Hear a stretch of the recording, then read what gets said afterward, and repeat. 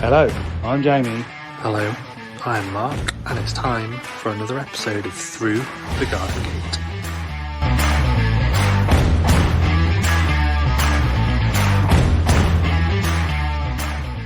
Hello, Instagram. We are here in the Lake District. In the utility room. it's like we're under the stairs or something.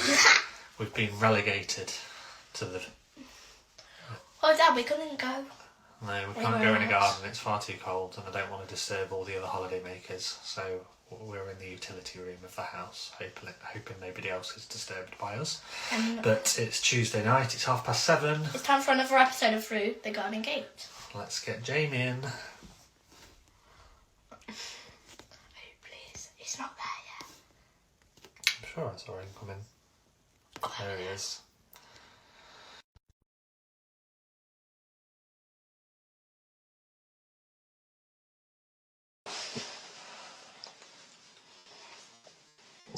Am I not allowed to go on camera? Right. Of course he's there. I heard you whispering, George. He's not there. He's not there. Well, Jamie, I only just made it. Sounds like you're in the downstairs loo or something. Well, we're in there. Who's in there?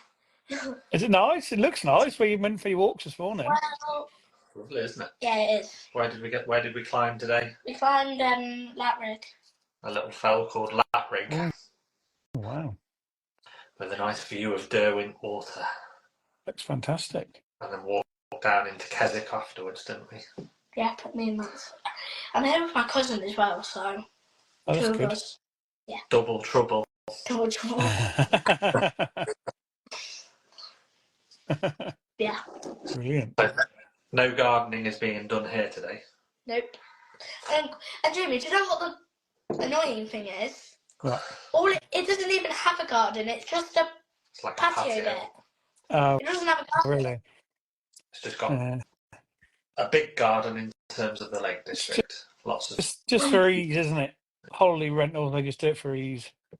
Yeah. Yeah. Good job, otherwise Daddy would be trying to garden even though he wasn't supposed to. Weeding somebody else's garden. Yeah. You got anything for us, George? No. We haven't done a garden, in fact, have we? No, we couldn't think of it because obviously it was stressful coming here, obviously. Your dad- and then He's a professional gardener, George, and he couldn't think of anything. You said George had to think of something. Oh, sorry. Quite quickly. yeah, exactly. Right, next week then, George. You could give a fact. Can you remember the fact that you saw on our walk today about the Lake District and when it was set up? Oh, yeah. So Lake District National Park was founded on the 13th of August, 1951.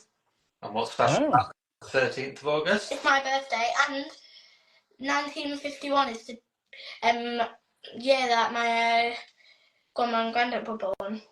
Oh, wow. See? There you go. Connections. We want to go to the Lake District. Teresa's always on about going up to the lakes. It's a long way up for you, isn't it? It must be 5 hours. Yeah, it's a long It was only way. Jimmy, it was only 3 hours for us. Yes, because you're about an hour and a half up anyway from us. There you go. Look, Grandad said the year I was born. Year was born. See? The year I was born. Is that it? You done? You going to bed? No? What else you got to tell us then? Anything? Put you on the spot. I'm offended. You're offended? Early. You're not got to go to bed early while you're on holiday, George. Well... Well, he does, because he went to bed really late last night. Yeah, because I had to sleep. On the end, there was like this chair that formed into a bed. There was a top bunk, and I didn't want to go in the top bunk. So we had to sort that out, and then we had to take all that stuff off, but get the bed sorted out, and then it was uncomfortable. So I'm just sleeping on a double bed. I'm going. You know where there was the top bunk, and then there's a bottom bunk, double bottom bunk. So I'm going to sleep on that. You're going to Sounds good sleep well to me. Yeah. All right then. Bye. See you tomorrow. Say bye to everyone. No, Bye, George. everyone. See you later. I'm signing out from the Lake District. Signing out from the Lake District.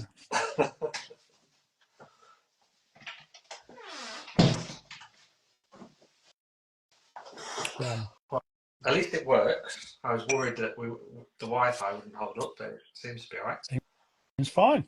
Seems better than back at your house. I was going to say it's probably better than my Wi-Fi because it's on 5G usually. So no gardening this week. You're None living it whatsoever. up. You're living it up. Lots I've sown a few more seeds today, but there's nothing else to do, is there really?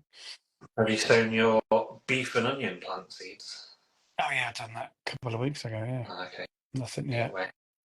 Nothing yet. I bought myself some heated mats because I wasn't quite getting warm enough in the up until now. The last 3 years it's been quite warm in my little hot hut, and I put the thermometer underneath the propagators, and it was about 17, 18, but it was down to about 13 to 4. It's not quite enough, so I just give them a little boost. Do you have any heating in there? No heating in there, no. It's just warm. It's just insulated. It's the lights because I've got fluorescent lights, not LEDs. Okay. And that's what normally, because there's one above each shelf, so the one underneath heats the top one up. But I reckon because it's been extra cold, maybe, or the wind's been blowing in the right direction. Yeah. And it's just cooled it down a bit better right now because I've got some mats and a little controller. Well, I handed all of my propagation set up to my mum to look after like so there's a lot of pressure. Look after all my little tomato seedlings and chilies and aubergines and my loofah, my one loofah plant that's about this big. Oh, you had it. I ain't got anything yet. No, nothing germinated yet. I've got 3 loofahs germinated so far, and I've done another load just to be, because loofahs are so temperamental. I'll just keep doing them. Bloody things. I think we just said that in unison. Yeah, look, they're still going well. Good. Not killed them yet. To be fair, it's probably warmer in Grandma's house than it is in my house. So. Yeah. Right. Excited for tonight. Definitely. Very. I've had lots of messages saying lots of people excited for tonight. So let's I think it'll get be him in. one. It'll be good. Can't wait. Well, he's about, so we can get him in. So tonight's guest, you'll find foraging in the country, trying to decide whether it's dinner or death. He loves to sing song in his van and is currently on a campaign to save the bees. Hello, sausages. It's Radford at Eat the Country.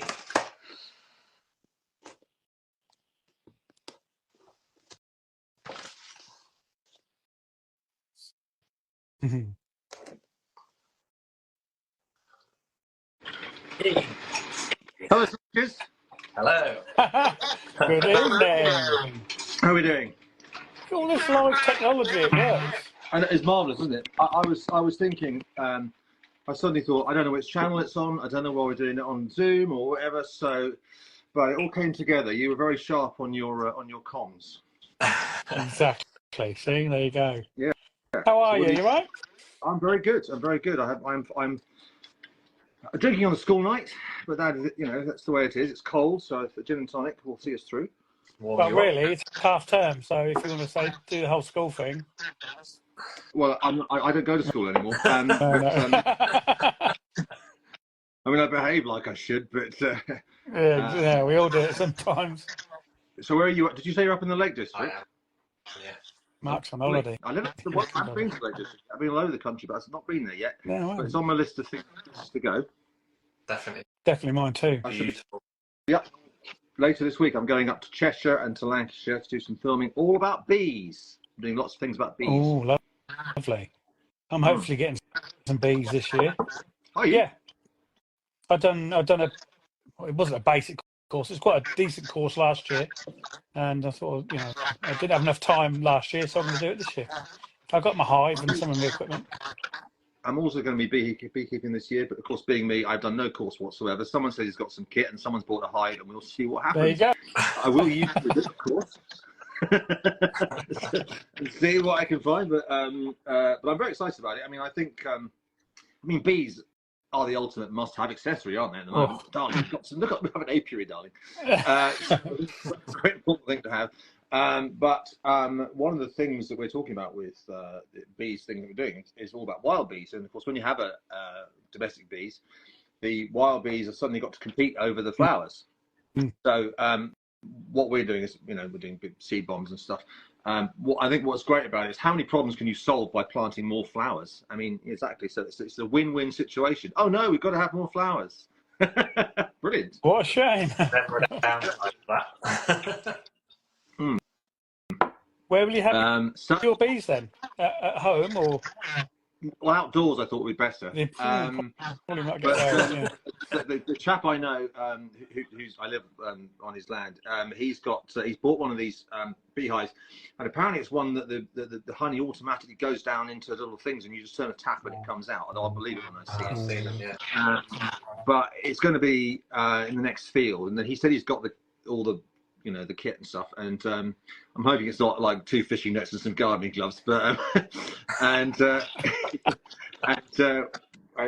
I mean, I'm excited. I mean, I've always been fascinated by it, and obviously you've done a course. I mean, I would don't go wrong, I will have to gen up. It's not as straightforward as people say, but I'm really love to do that. Of course, I want to get some honey because I want to have a crack at making some mead this year, which is on my list. Oh yeah, lovely. Boots from the bushes, things to make. Someone just said it's a flow hive, and yeah, they in the course they didn't really rate them flow hives, to be honest. Purists probably. I like technology. Yeah, I'm kind of with you on that. When you described how it worked, I'm thinking, yeah, that's going to get clogged up and messy pretty quick. So I suspect we'll probably end up doing it the old school way. Yeah. But I've always loved this idea of pulling out the things and also, do you remember? Years ago, I used to buy the honeycomb and actually eat the honeycomb with the honey. Delicious. And the amount, if they have a good year, the amount of honey is just phenomenal. Gosh, we're getting lots of hate for the float hive here. They're a nightmare. Yeah. Well, don't worry. He's bought it. I didn't buy it. And if it is a nightmare, that's content. Exactly. Yes. If it goes wrong, that's content. Exactly. Oh wow! We look forward to seeing the bees then. Definitely, that'd be good. Yeah, well, hopefully. Yeah. Well, you too. When are you going to? Have you actually bought a hive? I've got a hive. I was given a hive last year, but yeah, I knew I didn't have time to dedicate to them, so I left it for a year, and I thought I'll sort it out this year. Have you bought a swarm? No, not yet. There's a couple of people said they can if they get one, they'll give me it. So. So I think this guy's bought. I think it's about 300 quid or something, but. What are they, about 20,000 bees? So that's quite exciting. A lot of bees. Have you seen inside a hive? Huh? Have you seen inside a hive? Live.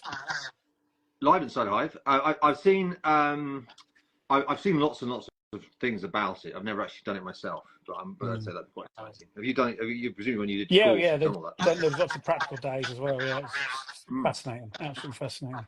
Well, we'll see how we go this time next year, Rodney. Yeah, definitely. We'll have some honey. So the first thing I want to ask you is, what is the best bum wiping plant? Now, there was a lot of controversy about that post. I can point out ones which were definitely not good for wiping your bum with. But I go with dock leaves because, first of all, from first-hand experience, this hand, as it turns out, don't worry, I have washed it. But I just find it, there's a lot of good things: clean, snap, nice wipe. But the other thing is that essentially it's everywhere. So if you find yourself caught short, you're going to find a dock leaf pretty much in a hedgerow, on the edge of a woodland, all over the place.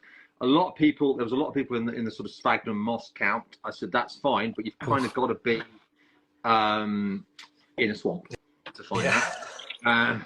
If you need a poo and you're in a swamp, by all means fill your boots. But also I've not attempted moss, but I think it falls to pieces a bit. The other one is great mud. which is actually very nice. It's very fluffy. It's a little bit like having your bottom licked by a donkey.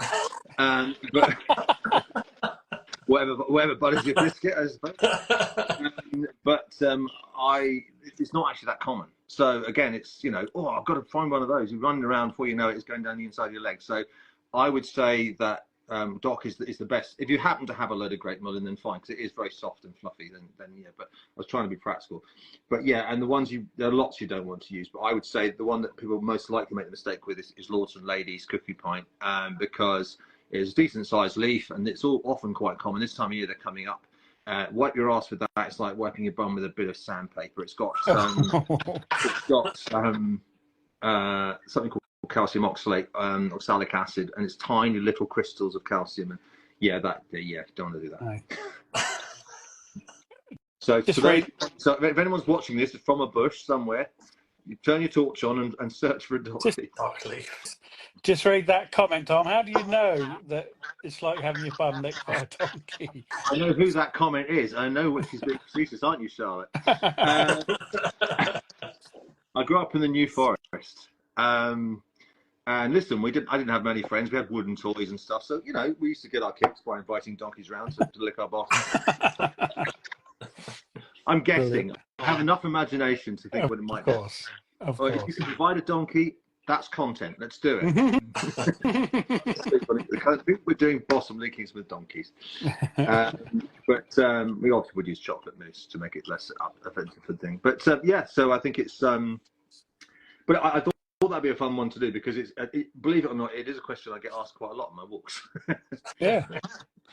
People get caught short all over the place. They do, absolutely. Definitely. And also, with dock leaves, if you sit in some stinger nettles, that will sort that out as well.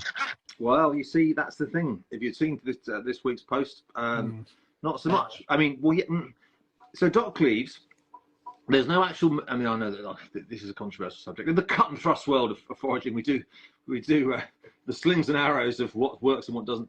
Dock leaves don't actually contain any official medicine at all for stings. If you get a dock leaf and you rub it on a sting, you're actually just swapping one feeling for another. So it's going to take your mind off it, and it's going to bring blood to the surface. So yes, the best thing to do with a dock leaf is to go right down into the stem and you pull it out, and it's kind of like an aloe vera type gel type stuff, and that will soothe it. But the best thing is plantains, a ribwort plantain or grated plantain. They contain a natural antihistamine, and you can chew it up and cover it and spit the stuff and use that. And you can also swallow a bit as well, because it contains it as well.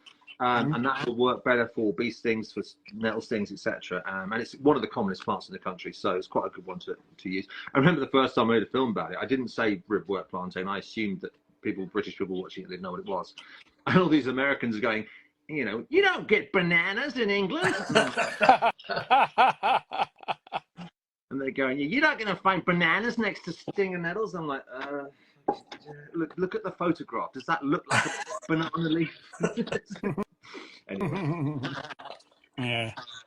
So you just heard you say about you grew up in the New Forest. Tell us a bit about that then. Is that where you first got the bug? Yeah. Well, I mean, honestly, I grew up in the New Forest. I mean, I wasn't swinging from tree to tree. I mean, I grew up in a house. But when I was about 11 years old, I was bought a copy of the Lofty Wiseman's The SAS Survival Handbook, which was like a Bible for any kid who lived in the countryside. And of course, we liked it for all the, you know, the fire making and the traps and all the sorts of bows and arrows. But there was a good section on plants and foraging. And I started doing a bit then. We used to do, you know, oyster mushrooms, seps, that kind of thing. We were eating primrose leaves and all those kind of things. And I got quite into it at that point. And then weirdly enough, for quite a lot of my life, I mean, obviously I was always in the countryside when I could be. I didn't really do much. And then for one reason or another, I'd been around the world and done all these things. And I came back to the UK, and it was lockdown. And I thought, well, I wanted to do some content online. I did a couple of things that didn't work out. And I thought, well, I'll just do a little thing out in the local parks. I was stuck in London because of lockdown. And I started doing Death or Dinner because I thought, well, most of the things in here you can't eat, so we'll start with that. And it kind of, to my utter surprise, it caught on. And the thing about it is, you probably find the same with gardening. You start doing something, you start learning about it, and then you either get bored or you get hooked. Yeah. And I just got absolutely hooked on it. And now I I love it because when I go out for walks and stuff, it's like you've got all this information, all these stories and stuff around you. And you know, it brings it to life. You know, when you go on a walk, it really brings everything, you know, that it's medicinal or poisonous or whatever it is. And that's why it's been fun doing the walks, because you think people are going to know a little bit, and most of them don't know much at all. So to them, it's just, wow, what, you know, which is really fun. Like magic. And it is like magic, you know. When people find out, you know, how much, because I mean, obviously, you've got to be a bit careful with this because foraging is something you have to know what you're doing. But you can eat a lot more than you can't eat. There are things that will give you an upset tummy. There's not many that will actually drop you dead. There's a few, but it's more likely that you're going to find something which is just a bit unpleasant. I always thought that we'll start the walks by saying, I don't want to disappoint you all, but 95% of this is a shit substitute for spinach. Because you can cook it up with a bit of butter and stuff, and it's a bit like spinach. But the thing about it is there's lots of goodness and lots of stuff that you won't get from supermarkets and things. So you can make soups and stuff. So yeah, amazing. I've been looking for wild garlic around here for years, and I just can't find it. We must have 7 or 8 different woods. I think it's because they're all pine woods, so the soil must be really acidic. I'm growing pine woods. No, they are acidic. It tends to grow in. It's strange because you find it in all sorts. It tends to grow on slopes, though not always. Sometimes it grows near rivers, not always. I think you have to have quite a bit of moisture, but in the soil, it's a bit similar to mushrooms. Moisture in the soil, but well drained. Plenty of sunlight coming through. So when you have like a beech wood, where there's like a young tree, so there's lots of light coming in because it needs a lot of light to grow. And the same sorts of places that you get bluebell woods, the same sort of places that you get those kind of things, that's where it'll grow. Plenty of moisture in the soil. I mean, I've seen it in some places. I mean, there's a place, like really good place up by, whereabouts you guys I'm in Norfolk. Norfolk. Yeah, I mean, there should be plenty of it in Norfolk. I mean, like I've seen places. I mean, I was up in Yorkshire, up right on the edge of the Yorkshire moors, and staying with a friend, and she said, "Oh, we've got to go get some wild garlic to make wild garlic muffins." And she took me to this place, and there was just this ocean of wild garlic. I mean, like 5 acres of it, and you just stand and the smell, unbelievable. But I've been to places where I'd expect to find it, and I don't. So it's a bit like mushrooms, unfortunately. When you find your spot, then you know. I mean, where I live in Oxfordshire, not that brilliant, but I've asked a few locals and found a place that I've been watching it, and so I'm hoping that's going to come up soon because everyone else is running around in like pesto mania, and there's me like with no wild garlic at all. But it is marvellous stuff. But you have to be careful when you pick wild garlic. So I talked about lords and ladies earlier on. That grows amongst it. The other thing that grows amongst it sometimes lily of the valley, and that will mess you up, although more rare to find. The other thing is something called dog's mercury, which is a really nasty plant, and that goes amongst it as well. So my advice to anybody picking wild garlic is to not go taking armfuls of it like a combine harvester. Pick it carefully. Younger leaves are better, and just if you're not sure, just smell it. If it smells like garlic, it's garlic, you know. And it isn't. I can't hear it. Oh, okay. I can cope with it if it's just me. Yeah, exactly. We all get voices in our head from time to time. It could be that. Oh yeah, definitely. Especially if you eat the wrong mushrooms. Well, absolutely. Won't be many mushrooms around at the moment. It's really mushroom season. I mean, there's a few kind of. Might find a few jelly ears and witch's butter and morels if you're lucky. If you guys obviously gardening and you probably deal with things like wood chip quite a lot. And yeah. That's where you find morels. They really like the wood chip. And I have to say I've yet to find a morel. Oh wow! I find them right in the middle of a town where they're just in wood chip. They love wood chip. I've got a story about morels. Oh yeah. So we've got, well, my wife's got horses, and so it was not last May. It was the May before. She came back. I came back to the house. Oh, look what I found! And she showed me this morel. It was about 2 inches, beautiful. And I said, "Where'd you find that?" She said, "There's just loads of them in the field." But before I realised what they were, she was kicking them and snapping them off to get rid of them. I went, "Oh my God, you showed me!" No. I must have had 30 morels, and she must have snapped. But they didn't come back last year in the same place. Yeah, that's the trouble. I mean, mushrooms are wonderful things. Well, everyone's fascinated by them. Actually, I prefer plants, which is I'm with you lot. But they are fascinating things, but they're so unpredictable.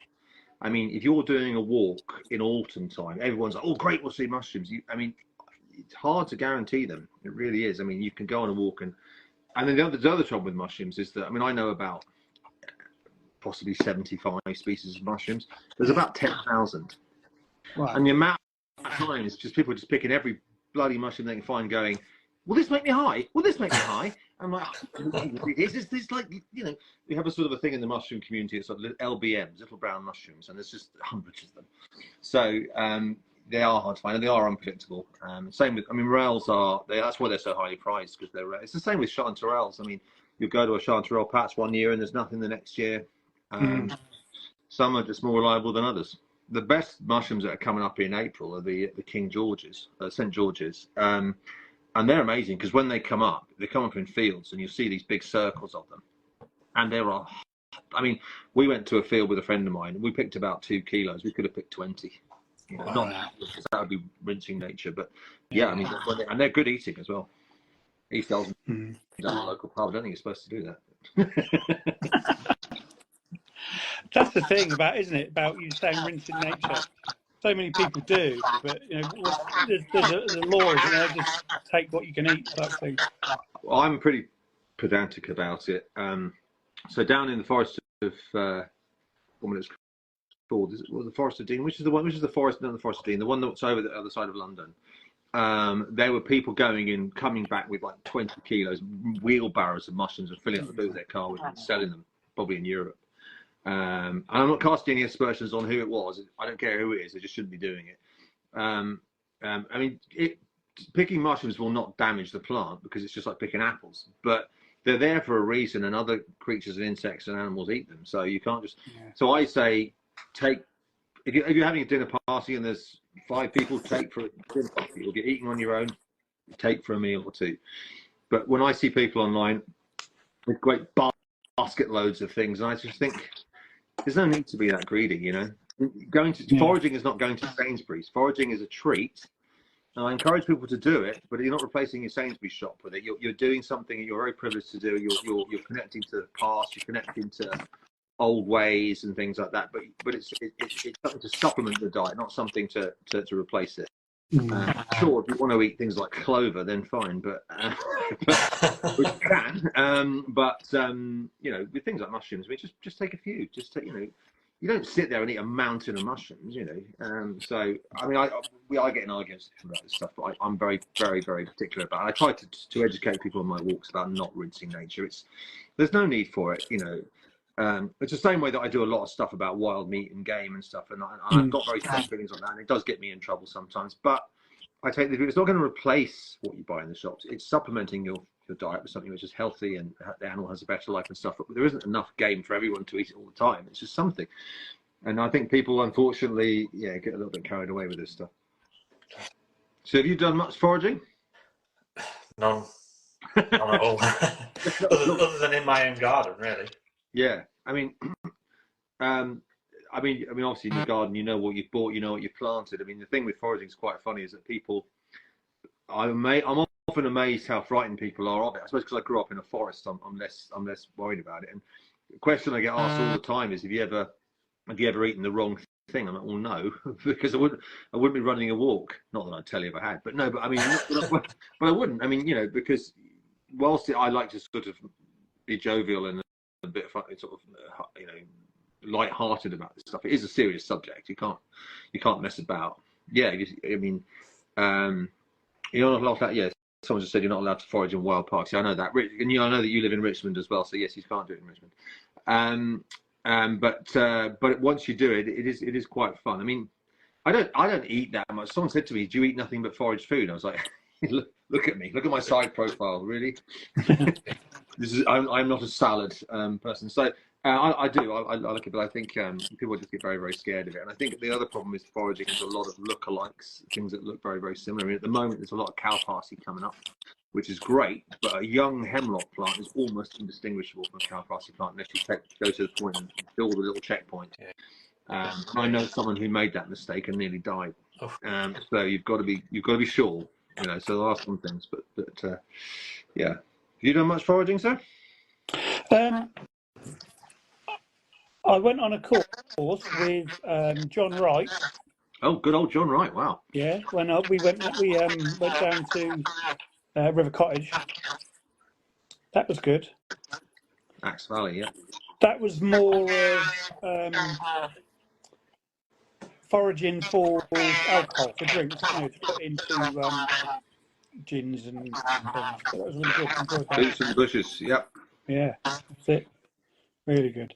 But I haven't done, and I want to. I really want to do more and more. But ever since Hugh Fearn-Whitfield done Cook on a Wild Side, that's it. I was you know hooked. I'm not saying I've never done it, but that was the best series in the world. I love that. My really big one of my really big inspirations for doing what I do was the first 2 to 3 series of River Cottage. Yeah. I loved that whole simple. And I mean, not that I could afford to at the moment, but if I ever could have a little small holding like that with a few chickens and pigs and stuff, I'd be all over it. I think that'd be great. It'd be amazing, wouldn't it? Yeah, always found that. Oh, someone's saying there's a static sound. Yeah, it's me again. Is it? Don't know why. Maybe it's headphones. I have problems with those headphones all the time. Off, I mean, just I lost my headphones. Lose them. I've just thrown them now, so they're not really. Headphone rage. Hashtag first world. I just have to talk. I don't have to talk as much. I have to talk more. So if you're foraging at the moment, there's not a lot about at the moment. It's not the best time for foraging, but there are things. There's all sorts of things about them. So there is cow parsley if you want to. There's stock leaves and there's things like clover that are always there. Hogweed starting to come up, which is good. There's ground ivy. You've got ground ivy around, which has got not a particularly good thing to eat as it is, but it's got a nice flavour to it. What else is around at the moment? What would you do with cow parsley? Huh? What would you do with cow parsley? Personally, I don't eat it because it's. I mean, I know how to identify it, and I'm 100% sure what it is, but I still. Nature can play tricks, and I say it's so similar to hemlock that I'm like, I just feel that I try not to encourage people to eat something which is so similar to something so deadly. The problem is cow parsley doesn't really taste so much, and I always say if you're going to die for something, don't die for salad. You know, so I mean, cow parsley. You know, if you're confident it is what it is, then you can just use it. I mean, it doesn't taste as strong as parsley. Again, it's just a green that you'd use as a garnish for a salad. Yeah. But weirdly enough, one of the best leaves just for a salad is young dandelion leaves. In fact, dandelion is a fantastically versatile plant. Sometimes I love the way that these sort of little weeds are actually some of the best plants. Dandelions have got the roots can be roasted to make coffee, which I'm not sure whether it tastes like coffee. It certainly smells like coffee. I've never had it myself. It doesn't contain caffeine, so what's the point? But the flowers can be used to make honey, so you can mix the flour with sugar, and you get the same because it's basically the same stuff. The stems contain an antibacterial sort of liquid. The leaves are it's a good salad. Do you know why it's called dandelions? Because the leaves have a sort of tooth shape, and it's dent de lion, which is the lion's teeth in French. See, a little bit. I tend not to use Latin names, but I do like a good story. Yeah, one of my favourite stories is the story about the story about the forget-me-not. No. So the story, obviously, forget-me-not is a little blue flower, which you probably recognise. And the story is that a woman was in France was walking by a river with her boyfriend, who was dressed in full armour, as you do. And apparently he fell into a river, and as he was drowning, he shouts, "Forget-me-not!" And that's I think he'd just given her the flower. I'm thinking, you wouldn't forget that, would you? It's not like it happens every day. You don't need to.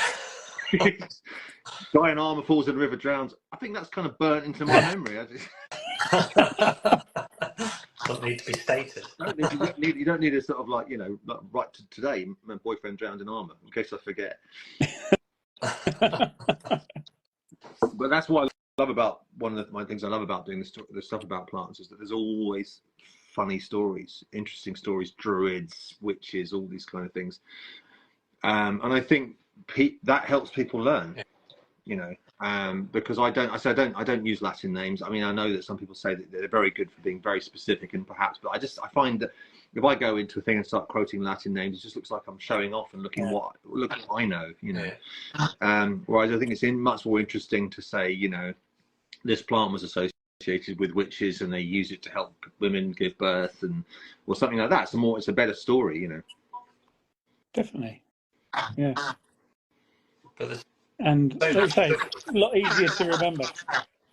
Yeah, it's just a learning tool, isn't it? I mean, I come from the 1980s, which you'll probably remember, which we had people like David Bellamy and Johnny Ball and Floyd, and people who weren't just presenters, but they were these, you know, larger than life characters that were just full-on entertainers. And I mean, I wouldn't claim to be, you know, in their class, but when I decided to take this on, I thought I'm just going to do it as me.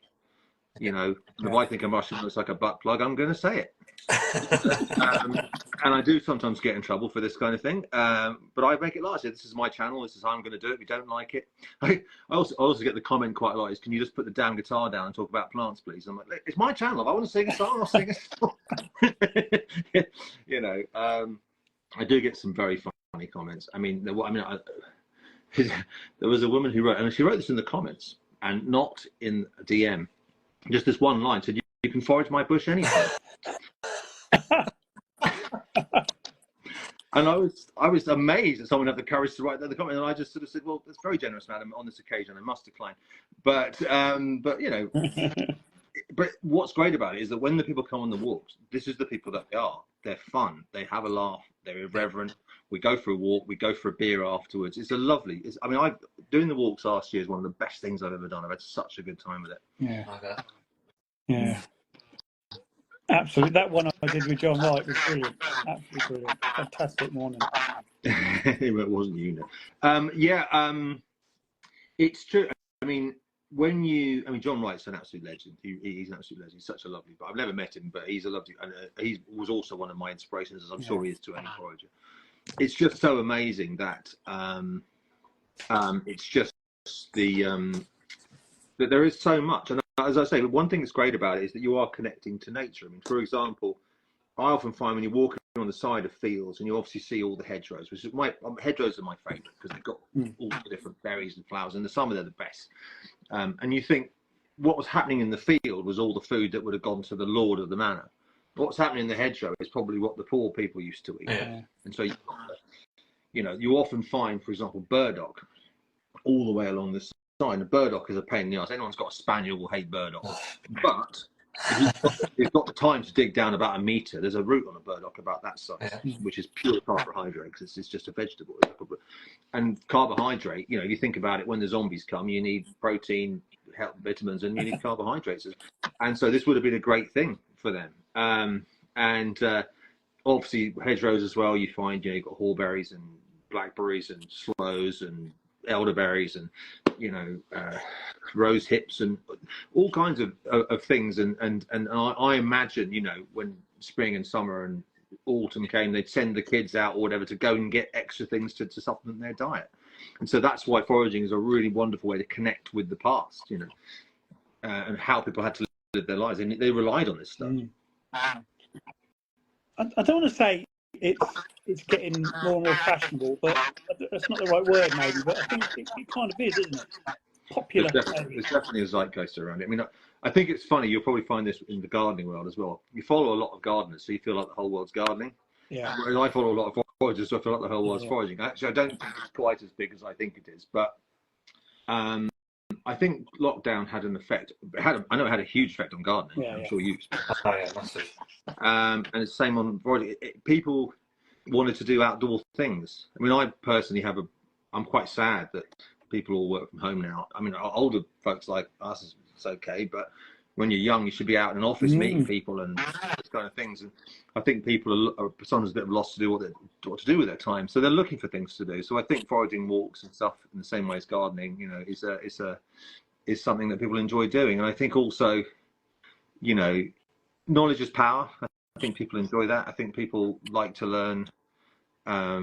you know, I mean, there's a lot of talk about even what appear to be decent vegetables in supermarkets being covered in pesticides and, you know, fruit covered in wax, all these kind of things. So people do want to eat something healthy.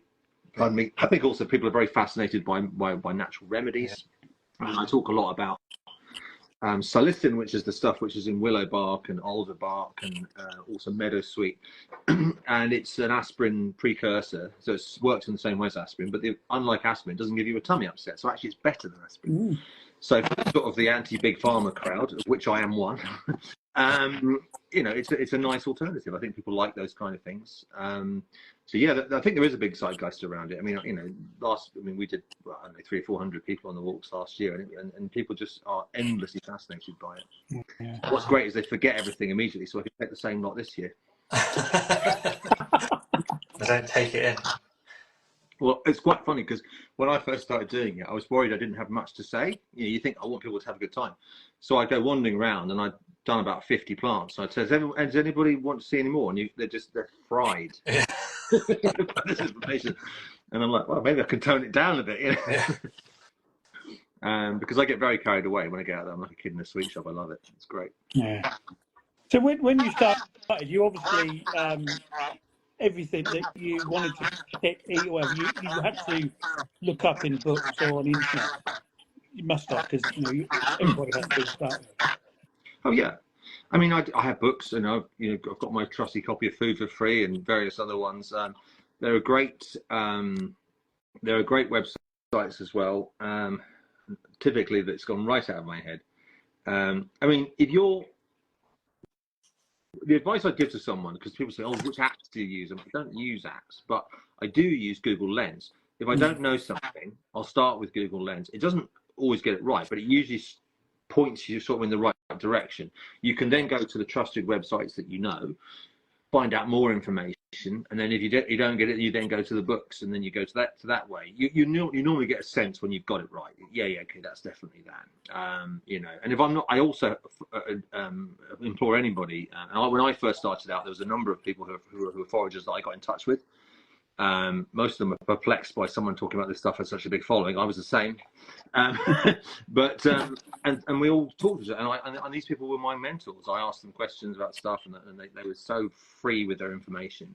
You know, in some communities, I don't know what it's like in the gardening community, but some people are very, very guarded with their information, and these people were so free with their information. So I would recommend getting it, if you want to get into it, get in touch with other foragers, ask them questions. That's a really good way to do it. Yeah.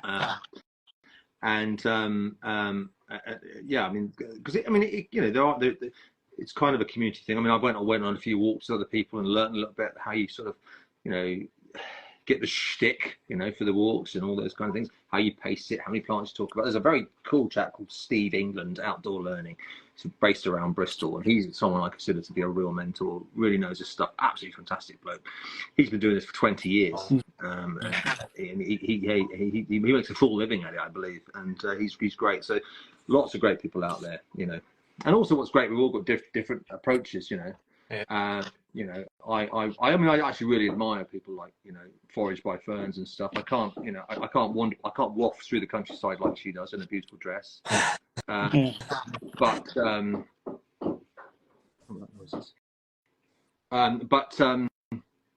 do. But she's got her own way of doing it, and her knowledge is very, very good. And you know, there's all kinds of different. And so I try and do it my way, which is a bit more kind of cheeky, you know. But that's what's so great about it. We're all doing it our own different way. So if you come on the walks, you have different types of experiences. Yeah. Definitely. So a lot of the walks, I suppose, are on farmland, are they? How do you get? Oh, sorry? A lot of the walks are on farmland. How do you get around being allowed on people's land? Not many of the walks are on farmland. Okay. If you're on, you see, the rules around foraging are quite, like all rules, are kind of quite obscure. If you're on a public footpath, you're fine. I mean, on my walks, we don't really gather. We don't go. I mean, if I'm on private land and I know the person whose private land it is, then yeah, we can do that. But generally I'll take them on a public footpath, and I will talk about things, and we might taste something, or whatever. But I tend not to get armfuls of it. But all I tend to do is pick leaves and stuff that we can talk about at the end. If you're on, there are some places that are very funny about it. The New Forest is one in particular. Actually, you're not supposed to do walks there, because if you try and do something there that you're getting paid for, they will ask for money from you, and quite a lot of money, which is a bit unfair, I think. But that's the Forestry Commission. I've never got on well with them even as a kid, bless them.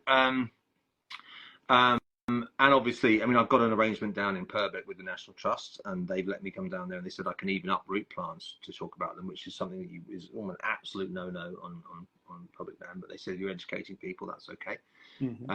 I would always, if you're planning on doing anything like this, or if you're planning on foraging anywhere, look at the local bylaws, because they're very, very confusing, and they vary from place to place. But there are, for example, if you're picking something which isn't a crop, so let's say you go onto a farmer's land and you pick a big basket full of mushrooms, he can escort you off his land, but he can't take the mushrooms off you because he didn't grow them.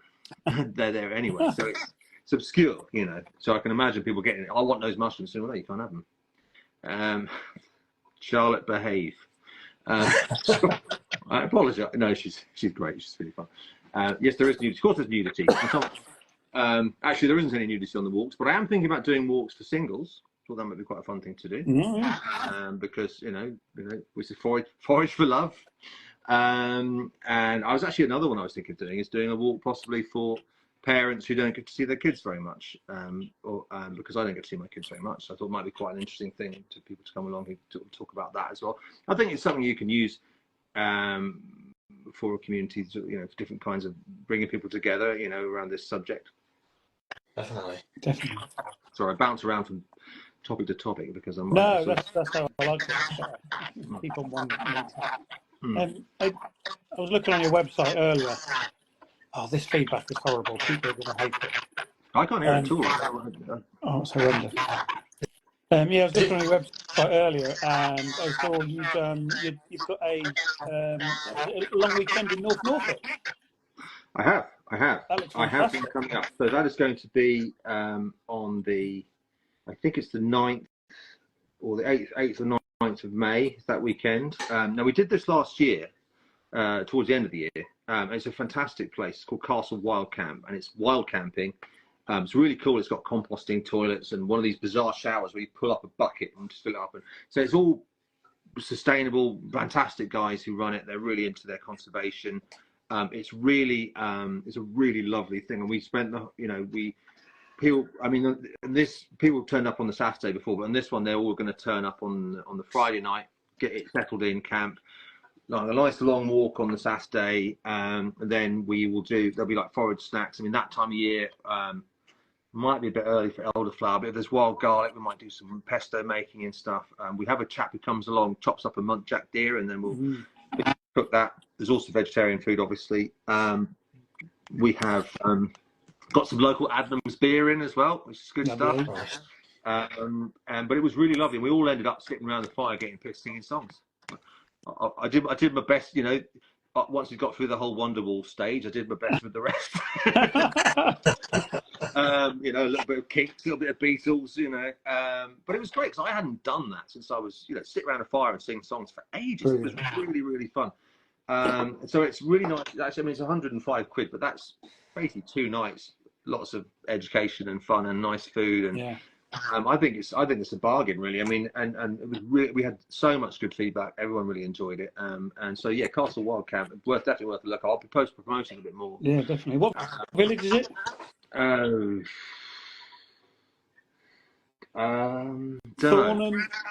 yeah. Brancaster. Don't think it's near Brancaster. Was it? Don't know. Answer that question. Look, I mean, I mean, I did a story about it the other day. It's on my website. It's the only one that's currently posted at the moment. I've got another one coming up near London. If anyone's interested, at a place called. This is like that Two Ronnie sketch, isn't it? Where you can't remember. There's one in London as well that's coming up with Bees to a Flower, which is tribal gathering. I'm doing one with them, which is at the beginning of April. No, that's gone as well. Can't remember the name.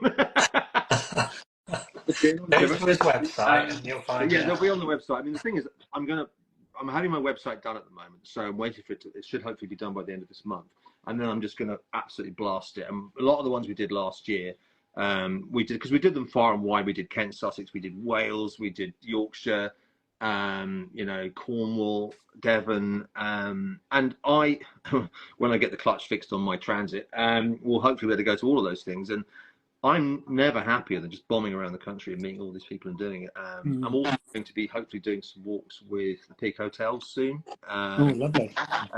So that will be more like, you know, walk and a lunch deal or something like that. But that's quite nice because they've got lots of nice grounds and stuff around there. And what I like about them is their food is as much as possible sustainable within 25 miles of the restaurant, which is I support. Yeah, I mean, I'm going to be doing. I'd like to just fill up my calendar with walks all through the area. I mean, it's a really fun thing to do, and it keeps me amused. Definitely. Tell us about your van, because I've read lots about you going around in your Transit. Oh, my poor old van. So van. I've got a 2006 Transit 2.4 litre. It's a 3.5 ton van, and it's been converted into a camper. I bought it off a chap in London for about $6,000 because when all the ULEZ stuff kicked in, everyone was getting rid of diesel cars. And it's great. It's kitted out. It's got a little shower in it. It's got a, you know, fridge and a cooker and everything, and you know, seats swivel round to make it. So it's, I mean, it's a bit blokified. Whether it's woman friendly or not, I can't really comment. But it's. I mean, I've had a few problems this year. The brake. Me and my son were going down the M3, and the brakes completely failed. He said, "Daddy, are we all right?" No. We're absolutely fine. Managed to get that fixed. But the great thing about Transit vans is that once, I mean, they need some welding, but the engines are great. They've gone for ages, so I really like it. And to replace a camper van these days, everybody wants camper vans. Oh. A load of money. So, going to try and get that into the shop in the next month or so and get that fixed up again. But it's been great because if you're going all over the country and you're doing walks, you know, you don't have to pay for accommodation. And you don't have to sleep in a tent either, you know. I mean, I'll put in the back of a car, you know. So it's quite nice just to be able to slide back in. And also, because it's got a cooker in it, I can get up in the morning, and if I'm making like a mushroom soup or a forager soup, or, you know, or sometimes I'll make like when the berries come out, I'll make a bramble cordial for the kids or something like that. I can just get up and cook it in the van, you know. So it's been such a fantastic resource to have. I've actually courted loads of camper van companies, see that they'll actually. You know, lend me different ones that I can do reviews of. So I have like lovely cat. To a man, have turned me down flat. You're the one that says rude stuff about mushrooms. I'm having you in our van. So I haven't had any joy with that. But I hope to get it fixed up soon. I'm very fond of it. I mean, I lived in it for about, not last year, the year before last. I lived in it for about 4 months, and I tell you what, the freedom of living in a camper van is the best. Yeah. You know, these amazing places. I went up to the Peak District. I'm sure you guys know that spot, and it's beautiful up there. And I just sitting there with a glass of whiskey about 7 o'clock in the evening, watching the sun go down. I think this is free. Me and a bunch of sheep and a load of dry stone walls. It was just fantastic. I mean, you know, so camper vanning is really fun. Have you guys got vans? Or? I've got a motorhome. Oh, you've got a motorhome? Brilliant. Yeah. Is it difficult to park? Say again, sorry? Is it difficult to park? It's not too bad. It's not a really massive one. It's just enough for me and the missus and the 2 dogs. So we want to start going places, and because you can just pull up in. There's lots of pubs and things you can pull up in cars. Well, there's that app for pubs, isn't there? Yeah, I got it. It's not that good. You can go and they'll basically you go and have a pint and a bit of fish and chips, and they'll put you up, and that's fine. That's it, yeah. I use that Park for Night app, which is great. There's lots of. I mean, I won't pretend that I haven't accidentally parked in at least one dog in sight, but I'm at the age where I just put my fingers in my ears and you know, watch Poldark and just pretend it's not happening. But it is an adventure. Yeah, that going to the pubs is perfect. They let you park in the car park, so you can go and if you can Herefordshire, hopefully Herefordshire. Yeah, sorry, I'm just reading the comments. But it's because then you can go and have a few pints and you can just climb into the back because unfortunately, if you are driving on a camper van and you park on the side of the road and you're having a few beers, you can actually get in trouble for that. Because even if you've hidden the car keys on the roof or something, if you get a very officious copper, then you know, it's just the law's the law. So I tend to park in more obscure places. Out of view. Actually, yeah. Just throw the camo netting over the van and get pissed.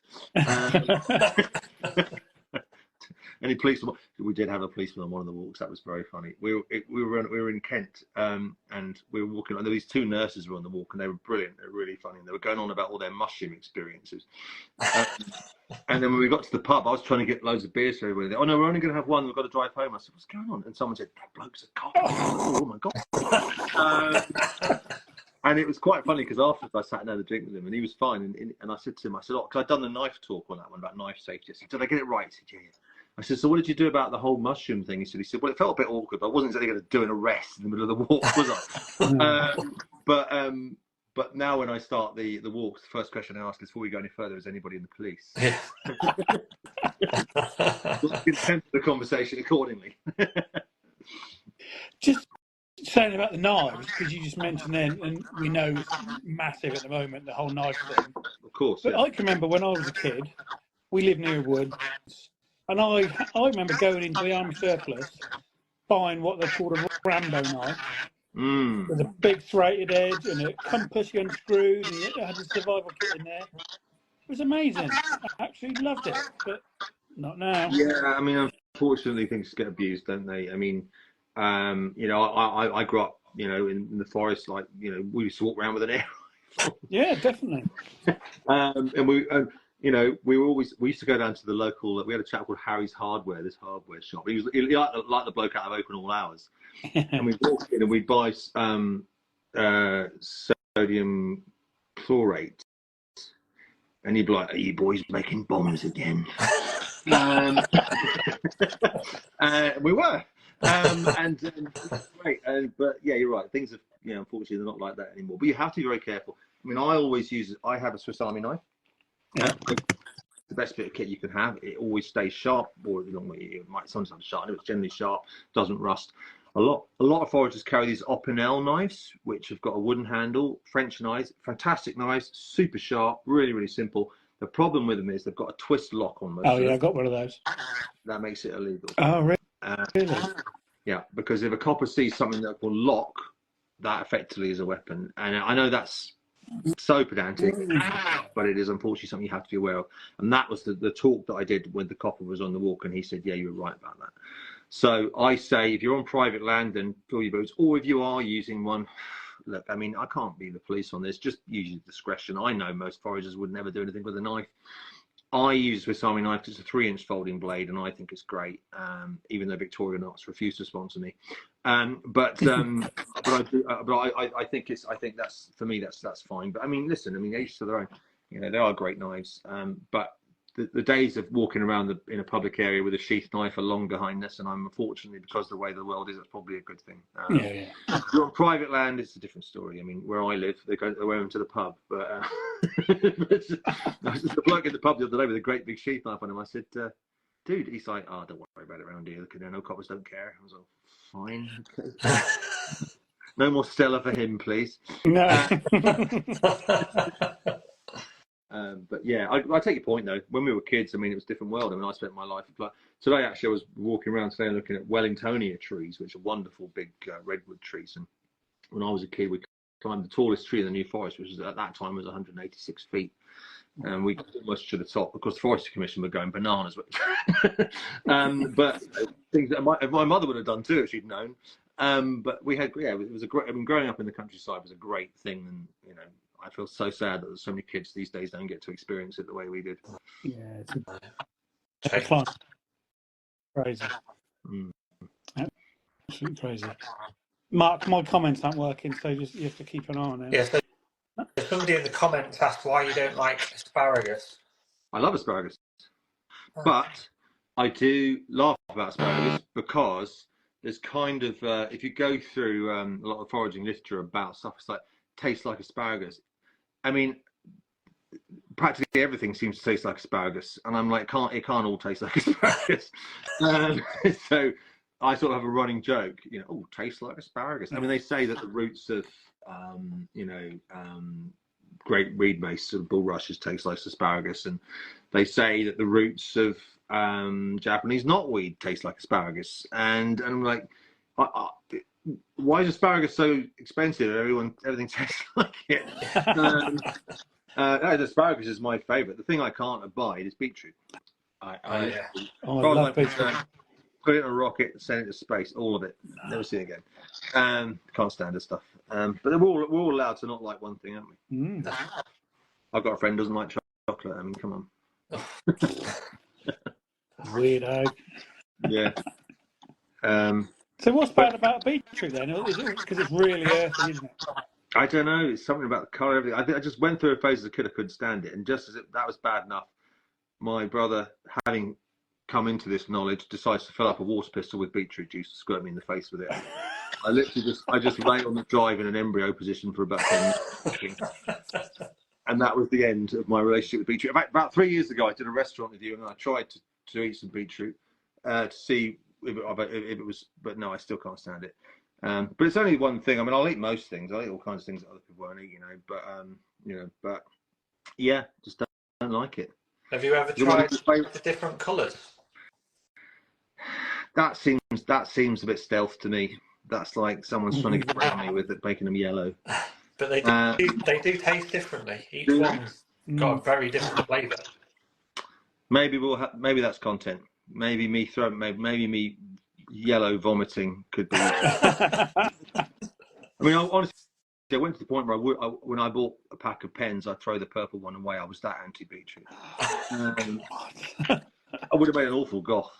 But yeah, I just don't like it. I don't know. It's not my thing. I mean, I like all kinds of other things. I mean, I'll eat offal and all sorts of things that other people don't eat. But yeah, I eat anything. Absolutely anything. Really? I think so. Yeah. I mean, you guys presumably grow. How much of what do you grow? Do you eat, or do you? Yeah, from obviously there's not much in the garden now. There's carrots, parsnips, and some celeriac. That's about it. But when's the rhubarb up? That's one of my rhubarb's just started to just about 2 or 3 inches now. I love rhubarb. Rhubarb crumble, one of the greatest things in the world. And rhubarb full. Nice. Did you find you do a lot of cooking? Are you boys into cooking your vegetables? Yeah, I like cooking. Yeah, I love cooking. So what, you all been gardeners all your life? Or? I have. Mark has, yeah. You late to the party, yeah. Same as you. I was lockdown. Oh. Yeah. When we first got locked down, March 20, I think it was, wasn't it? Yeah. So I just thought, sod it, I'm going to build myself an allotment. Yeah. That was it. We had a bit of rough land out the back garden, and I built that, and that's it. Like you said, you either get bored of it or you get hooked, and it was the hooked one. Yeah, well, I mean, I think obviously, if you do it your whole life, you do end up looking a bit like Mark. I'm sure he didn't look like that before he started gardening. Definitely not. But I've actually been doing this bee project we're doing. Obviously, I'm getting lots of gardeners helping me promote the bee thing, and it's quite annoying actually because the whole lot of them are at that press event today down in London. Not me. Exactly. And I didn't realise. If I'd known that, I'd have gone to it. Don't know what I'd have been doing there. I'm not a gardener, but what I like about that community, you guys are part of this community, the sort of the allotment community. You really are a community. You're like a sort of lifeblood of, which is why I think talking about bees and flowers and stuff, you're the best group of people to talk to because you all communicate with each other and support each other and share ideas. And I think it's brilliant. It's gardening is fantastically popular. Always has been and always will be. And I admire it because I'm far too impatient to do it. Sitting there staring at a plant is something I can't do. But I think it's great. Because as I understand it, getting an allotment is not an easy thing to do these days. No.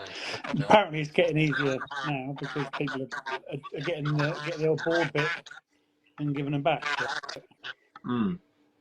No, but to start with a full allotment, I think it's quite a lot. That's why a lot of people have given in because they get a massive big allotment plot and don't know what to do with it. Yeah. You can have a bed of a couple of 3 square meters and grow so much in it. Yeah, I think. Yeah, I mean, you don't need much. I mean, I've known people growing vegetables in window boxes. I mean, it's, you know, I've got a pot outside the front of my house, and I grew broad beans this year. Didn't expect much, and I had loads. Oh, look at that! Exactly, it was great. I mean, don't get me wrong. If I could, I mean, I'm a very mobile person, but if I did have a lovely little cottage with a bit of land, I'd be all over that. I mean, I think it's, and I think what's interesting about it is that it's not as straightforward as you think. I think you have to know what you're doing. You know, I'm sure you've learned the lessons the hard way, you guys, but you know, you can't in terms of, I don't know anything about compost. I don't know anything about how deep you bury seeds, how much you water stuff, you know, where you put it in terms of light. And, I mean, I don't Exactly. know. But that's the thing, you learn so much from your fails, don't you? Oh, believe me, I'm a scholar when it comes to that. I think I go out of my way to make mistakes just so I can learn stuff. You know? But I mean, the thing with, I mean, you know, yeah, I mean, with what I do, I mean, for example, I mean, you know, you probably find this with content. You know, you make a film one week which does really, really well. You make one the next week, doesn't do anything, and you're like, I don't understand. I think it's the same thing, just but it's a very, you know, so that's quite an interesting journey. I mean, do you find it? You've got quite a big following, Mark. Do you find it kind of strange trying to navigate that world, or just ignore it? It's a minefield. You can get yourself real bogged down in it, because I had a reel go viral, which is what created my biggest following that I've got at the moment, and it really can get you down trying to replicate that, you know, that buzz again, because you're never going to get it. No, you don't. I mean, I had the same thing. I had a hilarious. So I did a film about Amanita muscaria fly agaric, which is the red and white, classic red and white mushroom.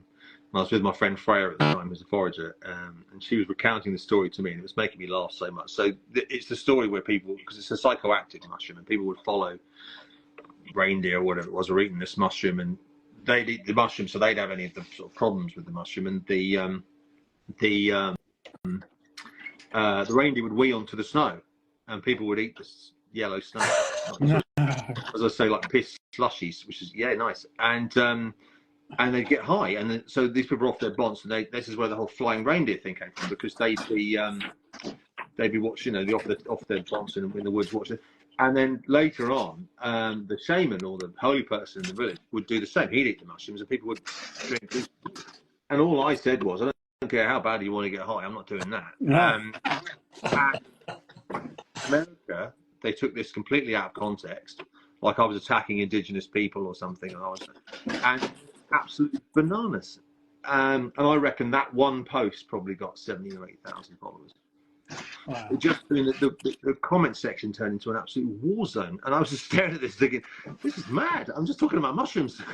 But the thing happens that you end up with this big following, and then you're kind of lumbered with it, because then when you end up putting out a post that gets a decent number of likes, your actual engagement rate's really low. But that's, you know, it doesn't matter. It's all just fun, really. You don't make any money from social media and stuff. It's more like it's all about it's about promoting what you do, engaging with as many people as you can, and you know, you can't beat yourself up about it. No. You got loads of grief about pallets, Mark, didn't you? Yep. What did you do, Mark? Well, I made a planter out of a pallet, and because it was a blue pallet, apparently there's a company called Kep that owns the pallet. Oh, it's stolen. There was an unpalatable suggestion. So what are you doing next? An Aldi shopping trolley? Yeah. Don't want to upset the Germans.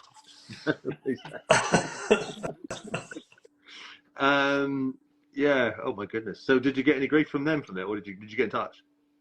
No, nothing from them from Chep. But like I said to everyone, I mean, go to Ireland and see how many of them things that get burnt every year on bonfires. That was ridiculous, wasn't it? There must have been 5,000 on that bonfire. Yeah. Absolutely. Yeah, I thought they've got better things to worry about than chasing down a gardener for using one of his.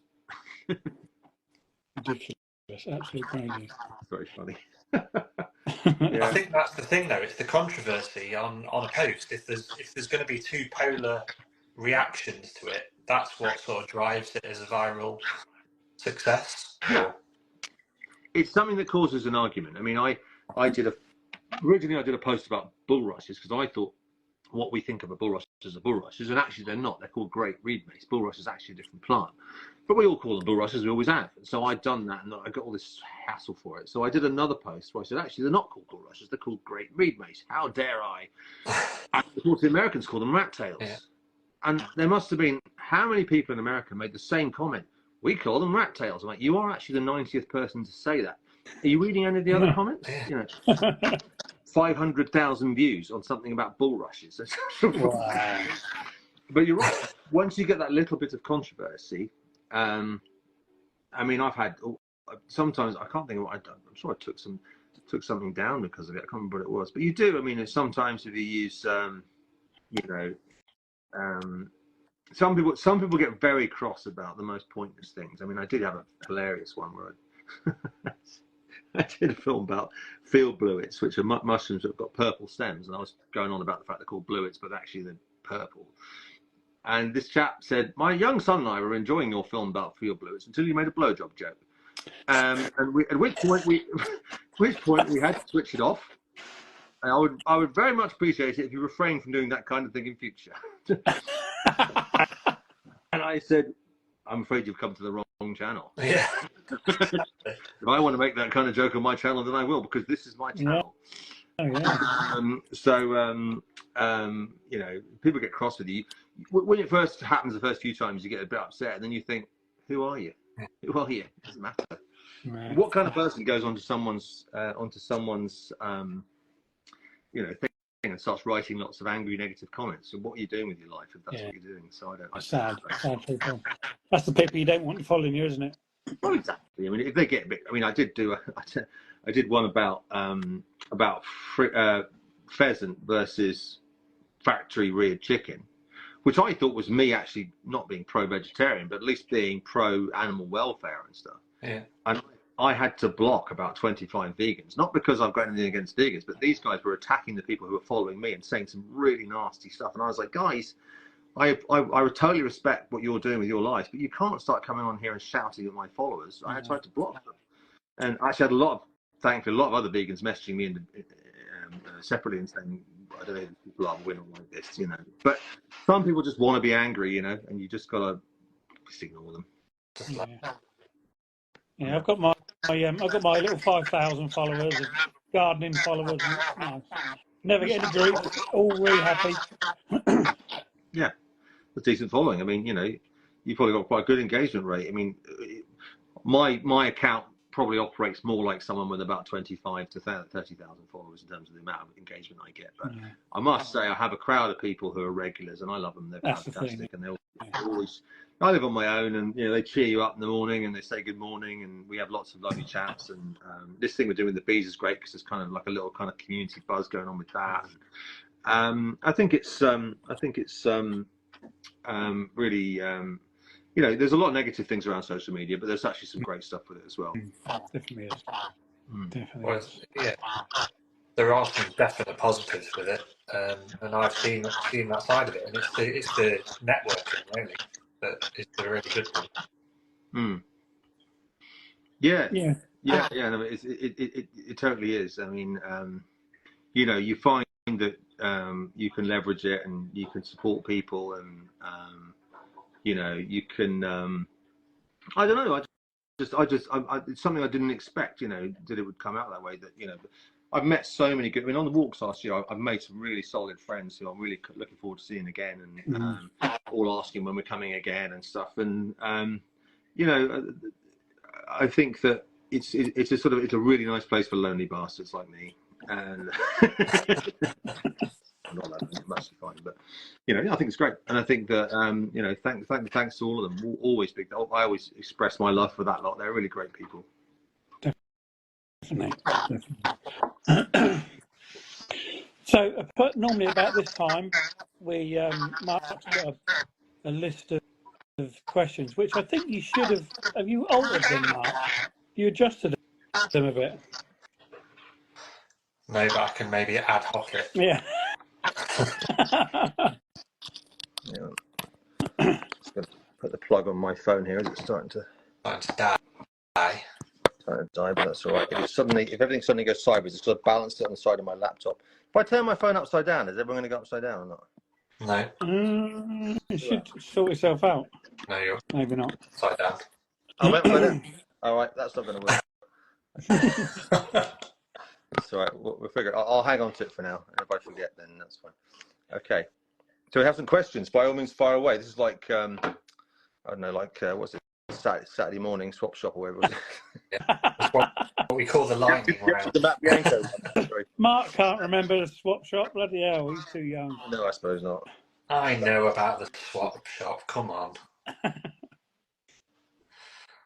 Right, first one. We'll go with the same first one that we gave to Matthew Wilson last week, which was favourite band or artist, considering you like your guitar. Well, I can give you the stock standard answer, which arguably is the truth, but I'm going to give you something different for that one. I mean, I think you can go on for 10 minutes, can't you? But arguably, the band that got me through my teenage years, which I think is no, I can't do that because I don't listen to them anymore. I'll go with Radiohead. Oh. Yeah.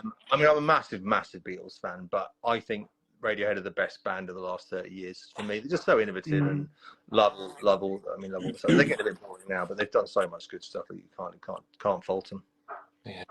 Good answer. Great choice. Next one. Tea or coffee? Start the day with tea, and then about an hour later, coffee. So tea is probably I mean, if I had to go without one, it would have to be without coffee. Tea, I can't survive without.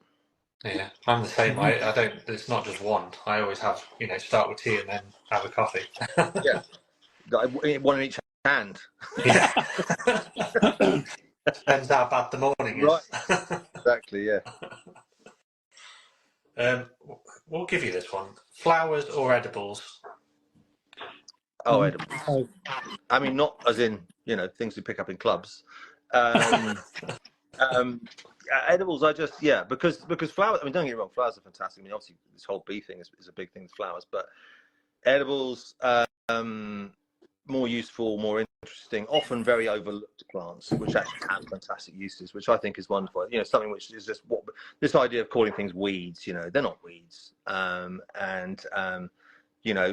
Someone said to me, "Could you survive out in the wild?" Yeah, I could. I'd be miserable as hell. But thanks to these plants, I could survive. Yeah. And so, to me, that's a no-brainer. Definitely a lost art that people have completely forgotten. Because I'm sure, 100 years ago, people probably used to just wander and pick stuff without even thinking about it. Whereas now, it's very few people that know it. I think they did. I think the further you go back, it would have. As I said, I'm sure that when you get into this time of year or into the spring, it would have been standard behaviour. I suspect sending, or maybe the people themselves, the adults, but maybe they sent the kids out or whatever. But yeah, because I mean, ultimately, if you think about the instance of illnesses and things like that, I mean, all the vitamins and stuff they'd have had. I mean, I think if you look at things like the Black Death and stuff, everyone went to the countryside to get away from it. I know that's obviously because you're not in crowded places and stuff, but also they were healthier. I mean, sadly, witches were burnt, for all drowned or whatever, all sorts of things, dreadful things done to them, and mostly they were just healers, or they would have been people that had this knowledge. And it was lost for those reasons. I think people are too frightened to talk about it. And maybe even 100 years ago, you're probably right. Yeah. And it's local as well. You know where it's come from. If you're foraging it yourself, you know where it's come from. You do. I mean, if you're, you that's one of the great things about it. I mean, people always say, we have a thing called, I say, don't eat that plant because it's what we call DGH, which is dog genital height. We might have a bit of country sauce on it. Don't pick the low down blackberries, and all that kind of thing. But yeah, as long as you give things a wash and stuff. I mean, it's the soil, isn't it? It's going out the soil. Same way that if you eat an animal from the wild, you know what it's been eating. It's wild food. Someone said to me, "Oh my God, you're eating a wood pigeon." I'm like, that wood pigeon eats all the really healthy wild stuff. Make your mind up. Yeah. What is it you want? So yeah, completely. Definitely. Right, next one: beach or forest? Oh, forest. Unbelievable. I mean, obviously, I grew up in a forest. I mean, I spent my childhood up a tree. And literally. I mean, that was my favourite thing. I've got the risks we took. I can't even. If I saw my kids doing that, I'd be horrified. But there's something about forest to me. some people, it's interesting that I know that from when I lived in the New Forest, you'd see people having a picnic on the side of the A35. There's a forest here, Yeah. but people are actually very afraid of them. And I don't know whether that's because of,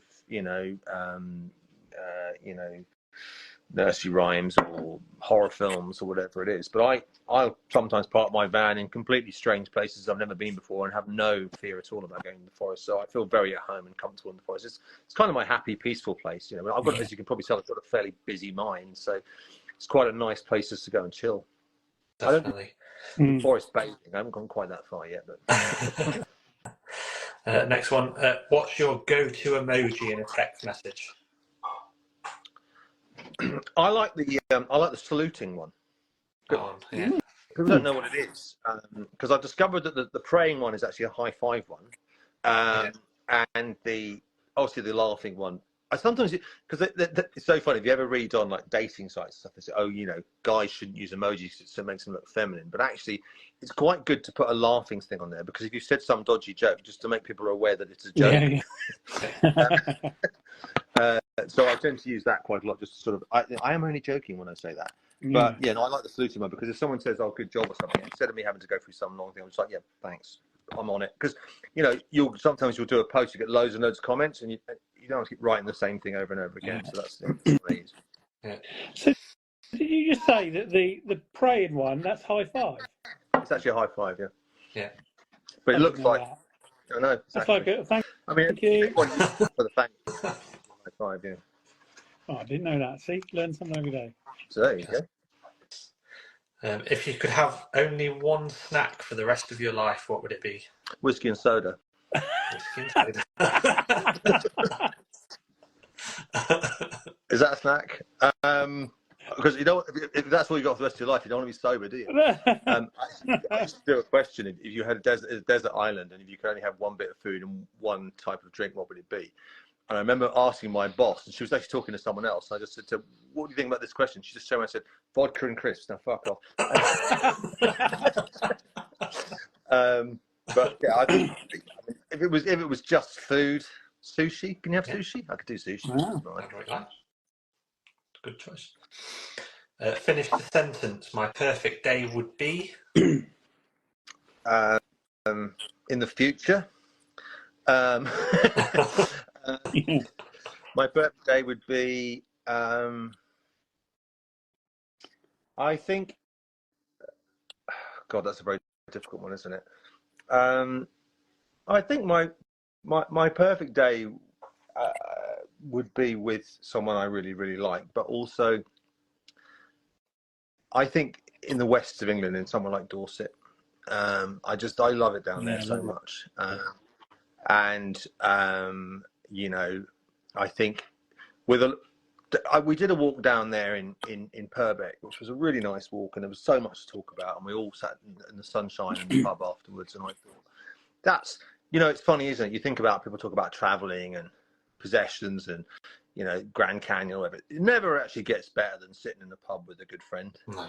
That's the best thing you can ever do. If you get to spend the day somewhere beautiful on the way, then yeah, that's as good as I need to get. Definitely, I agree. Perfect. Spring or summer? Spring. Definitely. I love spring. I mean, I love autumn as well, because it's a change. But I'm one of these people that I like the start of films. I like the start of books. I get bored with the end. I like that beginning. So at the moment, you're probably the same, because obviously you're getting excited about things starting to grow. We did a walk today, and there's actually a bit of sunshine. Just me and my girlfriend went for a walk, and I just sort of felt like, almost like, feel the energy in the soil and things coming up, and like looking forward to it all going green. And I think it's a really optimistic. And when you come out of, like, you know, January and February is always a bit crap, isn't it? Yeah. So it just fills you with optimism. So I love the spring. It's fantastic. Yeah, definitely. What's today's favourite plant? Today's favourite plant? Yeah. A plant that's around at the moment, or whatever you want. Interpret it however you want. My favourite plant of the wild plants, let's say, is probably a plant called mugwort. And mugwort grows, often you see it by roads and motorways and stuff. It's known as a witchy plant, because it was used, it can have an effect on helping women with things like childbirth and miscarriages and things. It's got all sorts of, and it was witches used to get in trouble for using it, but it's got this wonderful smell, and you can make a nice tea with it. And what's great, it contains a substance called thujone, and thujone reputedly gives you lucid dreams.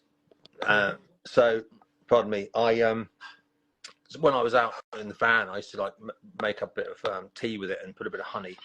And I don't know if I had lucid dreams, but it helped me sleep. But I'm just very fond of it. It looks very pretty and it's got a lovely smell. So one to look out for in the sort of late spring. Fantastic plant. There's a lot of plants with the name wort on the end, isn't there? In that family. It's ironic because it just means plant. Really? It's a plant. I mean, I always thought wort was the leftover stuff when you make beer, isn't it? Wort, but oh yeah, cool. But yeah, it just means plant. So it's, I think I don't know why they use it again, but that's what it's for. Right. If you could choose one plant to describe yourself, what would it be?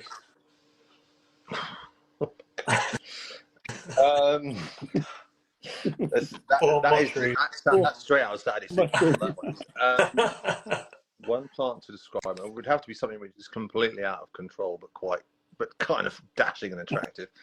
I think something like, possibly something like Japanese knotweed. I mean, it's hugely unpopular, which I am with in certain areas. It can bring down a mortgage, which I also believe I could probably do. But it has got tasty roots, and I'm not going to go there. And it's beautiful and it smells amazing. But it is very difficult to control. Very unpopular with some people, very popular with others. So yeah, why not that? I'm not Japanese, obviously, but yeah, perfect. Why won't you go? Why won't you go there with the roots? Well, I don't want to talk about how tasty my root is, do I? It's a family show, isn't it? No, I think it's X-rated. It's definitely X-rated. If you could have one superpower, what would it be? Oh, it's the same thing I always say, that if I got wishes from a genie, my superpower would be always make the right decision. Great. Wow. Because theoretically, whatever happens from that point forwards, it's going to be all right. Of course it is. Yeah. And then I buy a lottery ticket. I've never ever thought of it like that. That's amazing. Yeah, perfect. Very good answer. Brilliant. Imagine they'd be the most boring superhero ever, wouldn't he? Always right. Always right. Mr. Right. Mr. Right. So here it comes.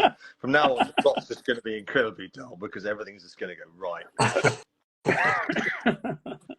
He's not learning from any mistakes. No, he's not learned anything. He's never made anything. No, you don't need to. And maybe in his backstory, he was like Mr. Utter Cocker. Was bitten by some incredibly sanctimonious spider. Oh, brilliant. Actually, I had a fantastic time, Tom. Thank you very much. Thank you very much. Well, and I'm going to look at my calendar, or ask the wife, who is the calendar, if we've got anything on in beginning of May. And if we haven't, I'm going to book in. Oh, do come. Yeah, absolutely. Yeah. Well, Norfolk will be really good fun. Really good fun, that one. Everyone had a great time last time. And yeah, we're going to do more all over the country. Hopefully the same places we did last year. Yeah, if anybody wants to check in on the bee stuff as well, Plan Bees, it's a really quite cool project. We're getting people to plant bees, spread word about wild bees, because without bees we're dead, let's face it. Yeah. And there's a whole different thing down there. We're going to start selling jewelry and stuff to sort of raise money for bee projects, and so that's all quite cool. So there's a lot happening this year. It's going to be quite a fun year. Yeah. Exciting. So you're on Instagram, obviously, but you're TikTok and YouTube as well. So TikTok, YouTube, Facebook, Instagram, all under Eat the Country. Right. I'm trying to do some more long form content on YouTube, but it is as you've done much on YouTube. No, not really. You need to make quite long form content, so it's just really hard work. I do a thing called, because I live in a shipping container on the edge of the Cotswolds, so I call it Tales from the Cotswold Crate. and I've done 2 like 1-hour episodes, and it's fun, but it's just a lot of work, you know. I'd like to do more, because obviously if you get YouTube working, you could you could make money, you know, but it's just a lot of work, so we'll see. But yeah, I'm on TikTok, which is great. Are you guys on TikTok? Sure. Not really. It's an absolute circus. It's hilarious, but actually, you know, there's great people on TikTok as well, and Facebook as well. And Facebook, actually, a lot of the people who come on the walks are Facebook people. They're a real loyal crowd, that lot. Yeah. Don't eat the country. Just remember the double T.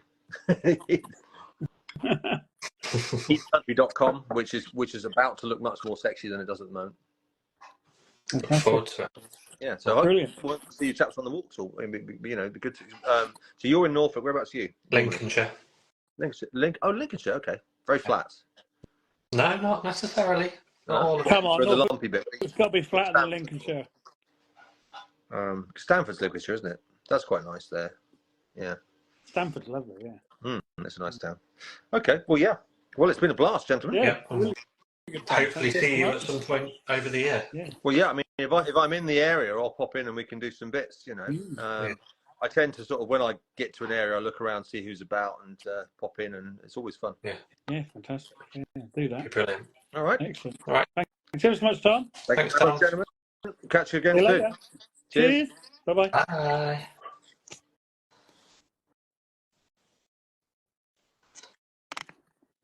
Brilliant. Got to get out and do some more. Yeah. Do it properly. I definitely want to try and get on one of just something to do with him, because I really want to get him more into knowing. Get into it and even have if a you're great not doing time. it. It's going to be a blast. Yeah. Just imagine, you just won't stop laughing for the whole walk. Oh yeah. And the campfire thing that he was on about sounds brilliant as well. Yeah, I spotted the one in North Norfolk, and I thought it's only 25 minutes from me. Yeah. Sure, I can have. Well, maybe we'll both go on that one. Be brilliant. Be good. But yeah, the Plan B people's there. So anyone that wants to know more about that, go click on that Plan B's UK, and you'll see. And I've got some content coming out for all of that as well. So lots to come. Trying to save the bees. Definitely. But yeah, brilliant. Yeah, enjoyed that. Really did. And I we'll see you all next week. I think I know what the problem was with the microphones. Was it where he had it laid? It was next to his computer, wasn't it? As soon as he said that and he moved it, it stopped. Okay. Yeah, the end of it cleared up, didn't it, at the end? So never mind. Live and learn. I think most of it you can hear it, and when I edit it, I'll try and. It's delayed, isn't it? It was delayed afterwards. Yeah. You could hear me talk, and then it come out afterwards. Come back again. Oh, we'll see. Never mind. If not, we'll have to get him back on again. Exactly. All right, mate. Have a lovely holiday. Thank you. Do you know who we've got coming on next week?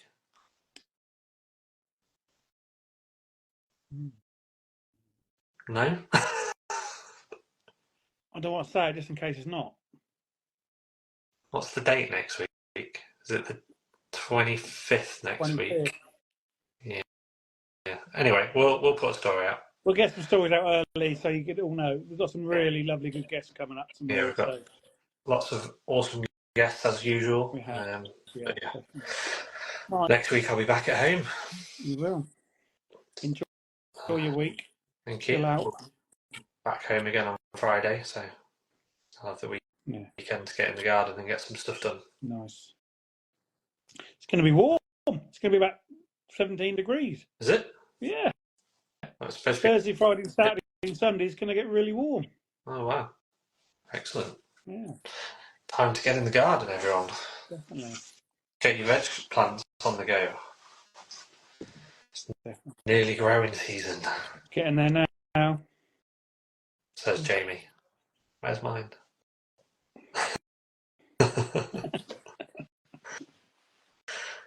All right, see you next week, everyone. Right, see you later. Thanks for everyone. watching. Bye. Bye. Thank you for listening to Food and Garden Gate.